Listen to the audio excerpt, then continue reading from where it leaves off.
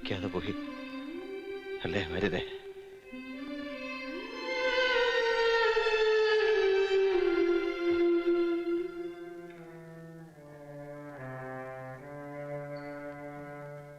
വെളുപ്പിന് ഒരു 4 മണി കൊണ്ട് അടുപ്പിച്ചായിരിക്കും വേദന വന്നത്.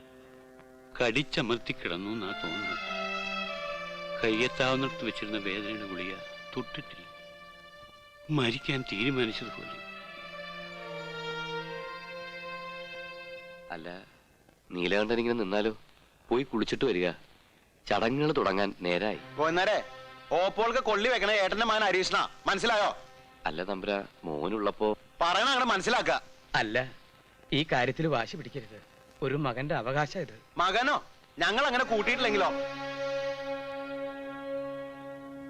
വല്യമ്പരാൻ പറയണം, നീലാണ്ടനുള്ളപ്പോ മാറ്റി നിർത്തി കർമ്മം നടത്തണത്. തന്നെ ഇപ്പൊ ഉപദേശം തരാൻ ആരും ക്ഷണിച്ചിട്ടില്ല. മുടിക്കാൻ പറഞ്ഞ സന്തതിയെ കുറിച്ച് ഓർത്ത് നെഞ്ചു പൊട്ടിയ ആ പാവം മരിച്ചത്. അവൻ കൊള്ളി വെച്ച് അശുദ്ധമാക്കിയ അതിന് പരലോകത്തും മോശം കിട്ടില്ല. വരൂ.